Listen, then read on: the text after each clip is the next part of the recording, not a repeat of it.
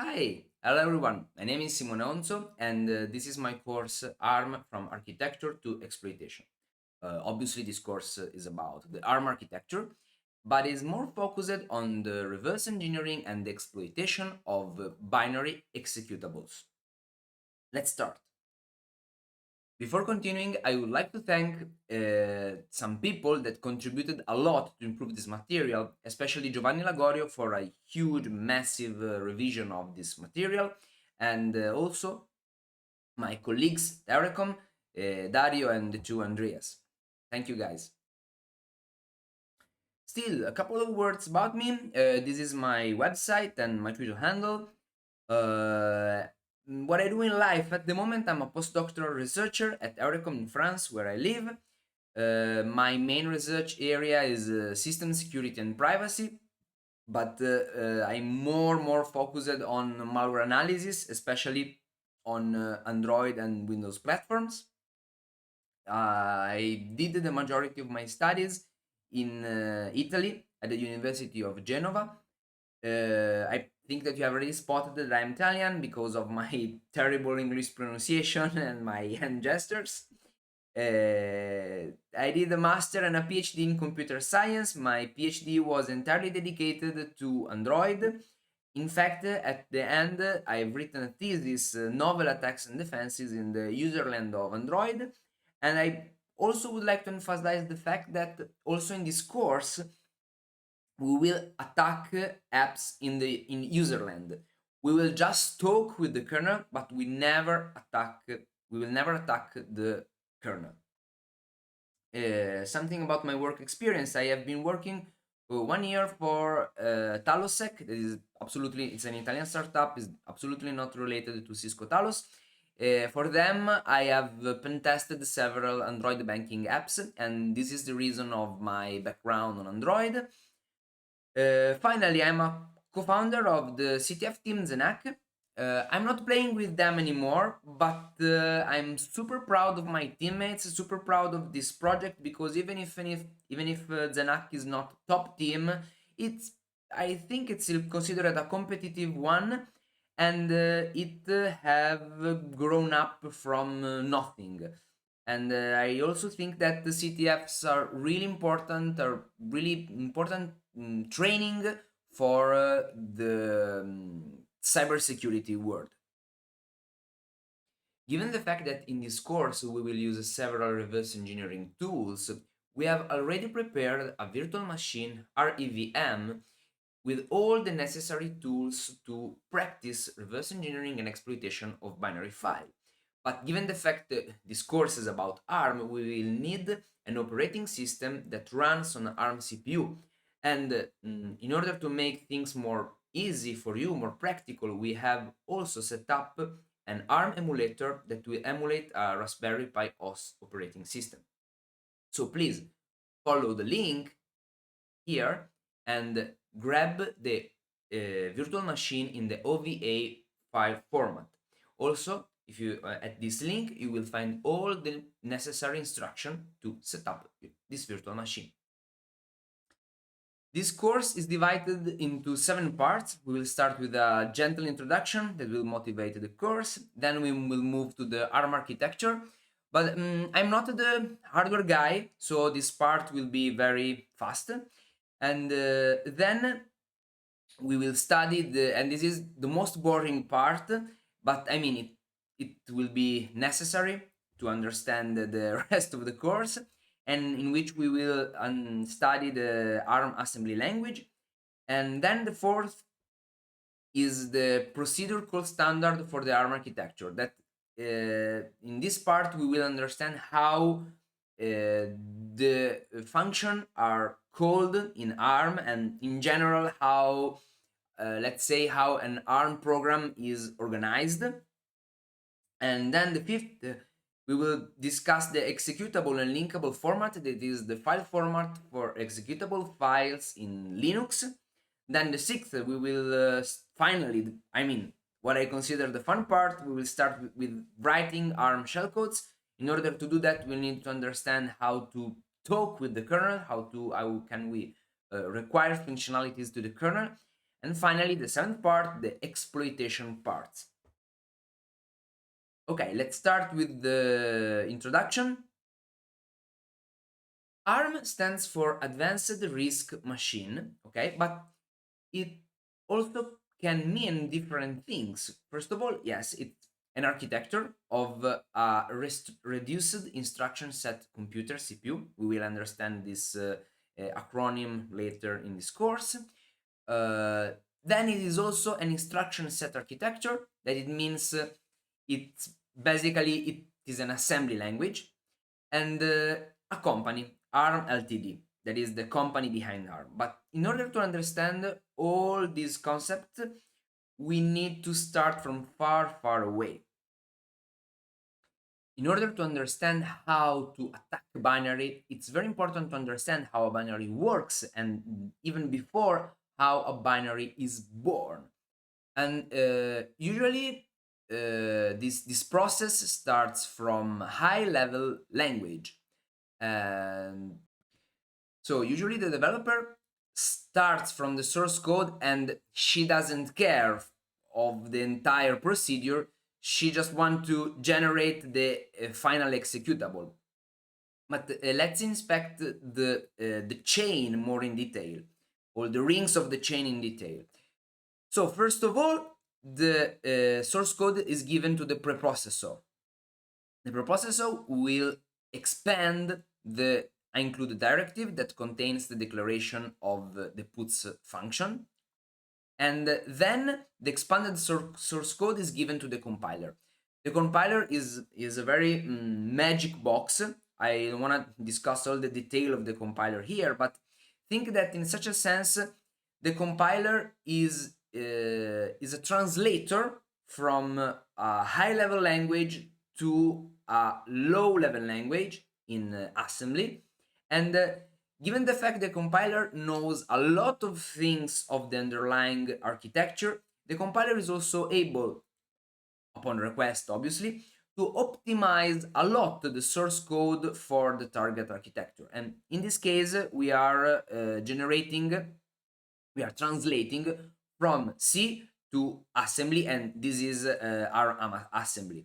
So you can see here, close to the box, the command that you have to type to stop at this, let's say, ring of the chain. Usually the developer starts from hello.c and she just type gcc hello.c and generates the executable. In this case, with gcc minus uppercase s, you stop at this point, and at this point you still have you are still working on a text file. In order to create a executable file, in order to translate the assembly instruction into binary instruction, we need the assembler. At this point, we have generated an object file.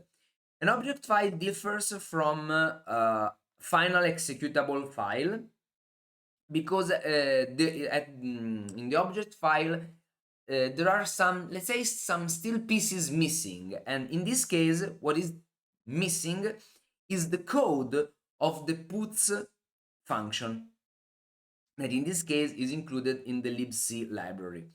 Okay, in the image here you can't see, but there are two ways of linking that is made up. This is the linker is the one in charge of this operation.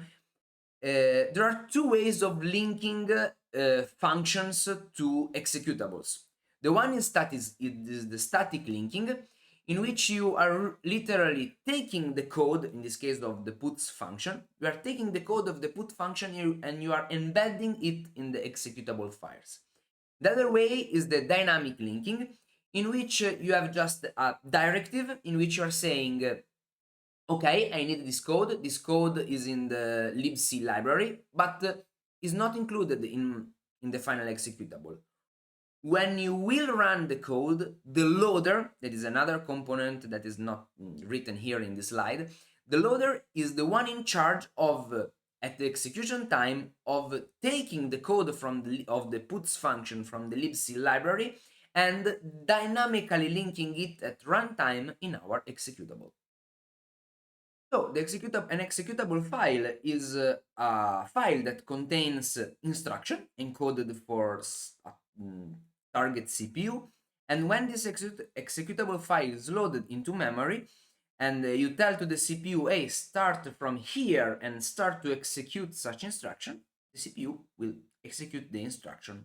But the point is that how do you load the executable into memory, how such executable file is organized, and this depends on the file format for the executable. There are several file formats. The most famous is the portable executable, is the PA file on Microsoft Windows. Then we have the Mac O for Mac OS and iOS. And then the ELF file, that is the executable file format for Linux, but also for the Android runtime. Maybe some of you, they know that an Android application are distributed as APK files, but in reality, inside an APK file, you have several. It's a zip, so there are several files. Inside the APK, you have the classes dex, and inside this file, you have the instruction in the Dalvik file format. But then, when you install an Android app, such classes dex file is converted, is compiled into an ELF file. So, and in reality, at the very end of the installation process, your Android device is executing an ELF file. Let's give an example of an ARM 32-bit instruction. Okay, here is in obviously in machine language. So here we have the binary format and here the hexadecimal format. I think you remember, you group the number in binary 4 by 4. 4 bits is a nibble, so you take the nibble and then you convert the nibble into the corresponding hex value. Okay, but I mean, a programmer would prefer the human understandable instruction.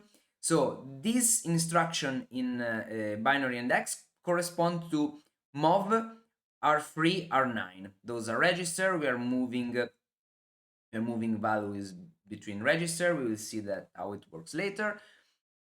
But you know, what the programmer is doing is we are taking this instruction, okay, and with an assembler. In this case, we are using Keystone. Keystone is an assembler, and here we are using Keystone from Python. There exist the Python bindings for Keystone, and here we are telling to Keystone, hey, take this instruction and translate this instruction to such numbers. And translate this instruction to the corresponding machine instruction. And heck, here we go. But hey, you see, the numbers are in a different order. 09, 09, 30, 30, you know?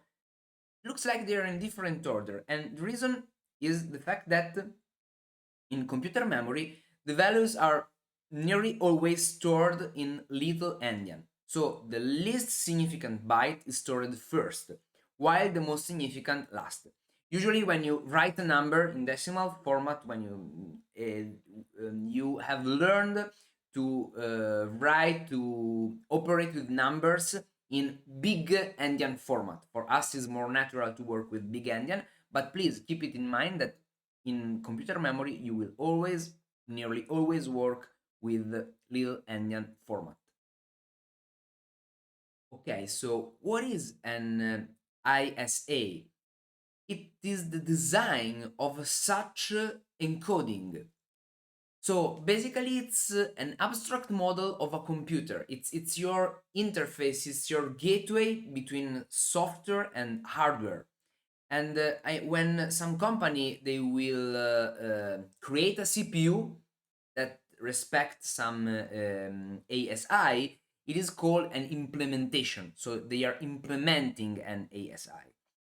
And the new processor usually are designed to be backward compatible. It means that your old program written for some target CPU will still continue to run on new CPUs of the same that respect the same ISA.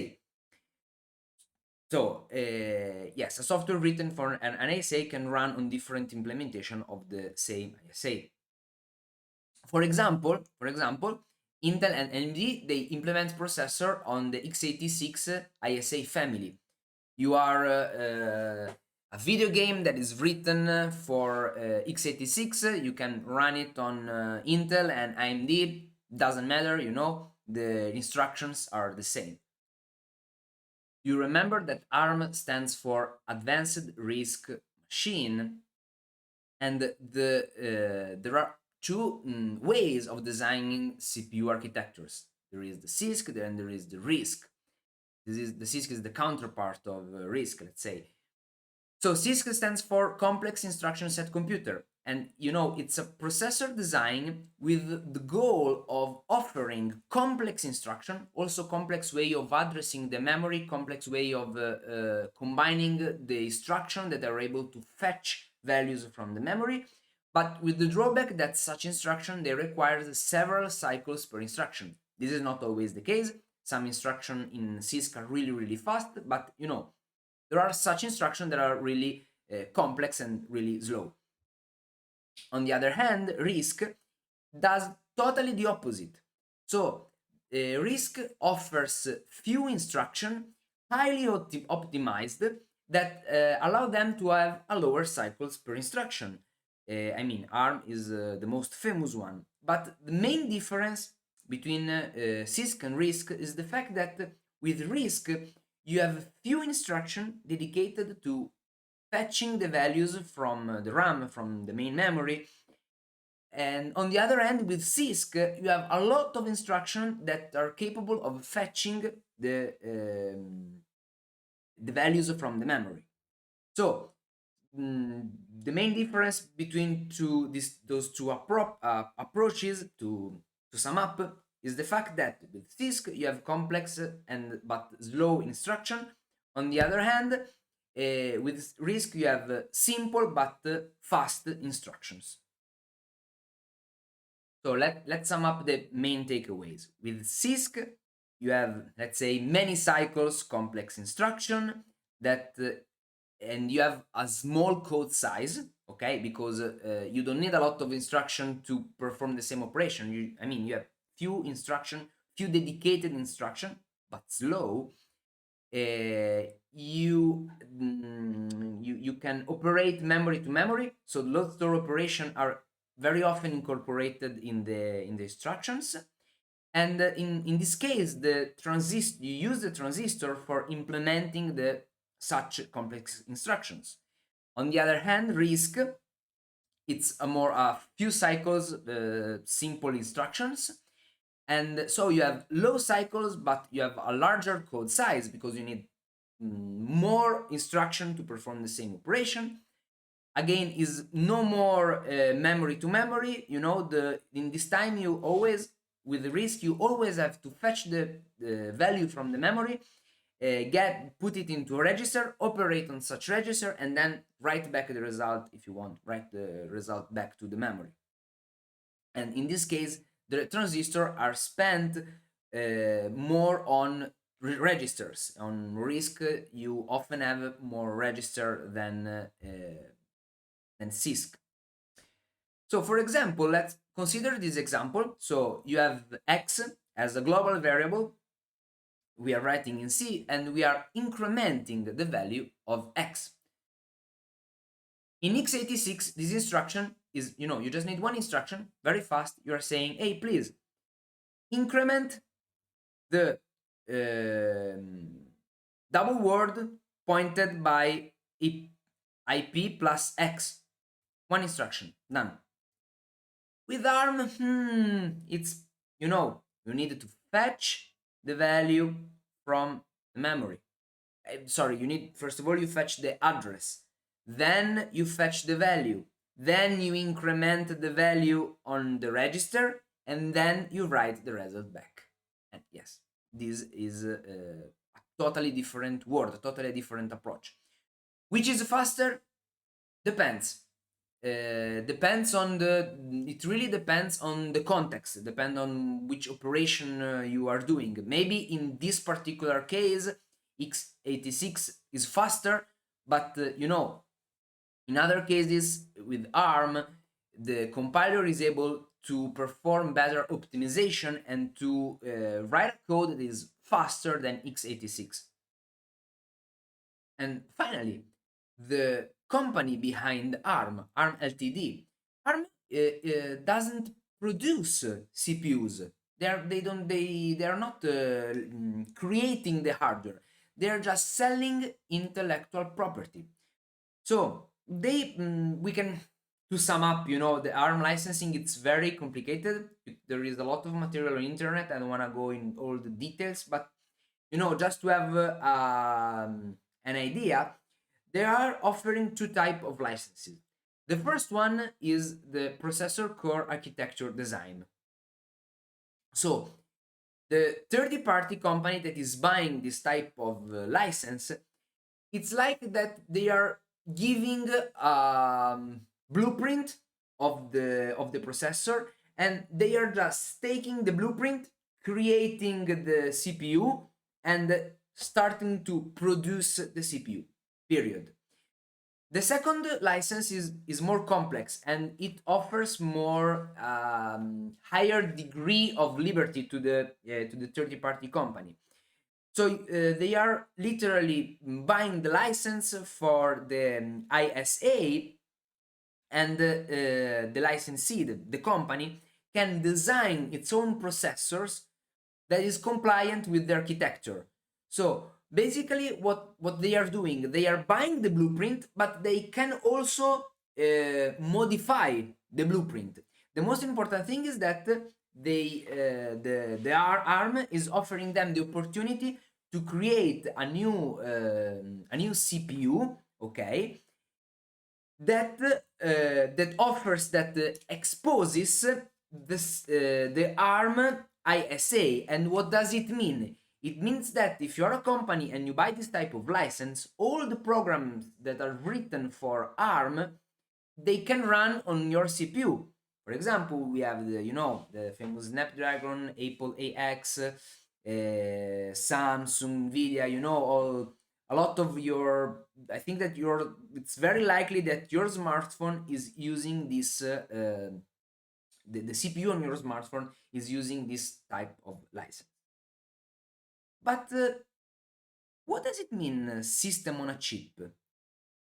So a system on a chip is an integrated circuit that integrates all of most components of a computer. In the picture you can see a Raspberry Pi. There is a computer the size of a credit card, and it is powered by an ARM CPU. And this design is in contrast to the common traditional motherboard PC architecture, in which you have a modular approach. You can remove and upgrade your components. And the very good thing of this design of the SOC is that this design improves the performances and reduces the power consumption. And this is the reason why it is commonly used in the Internet of Things stuff and mobile devices.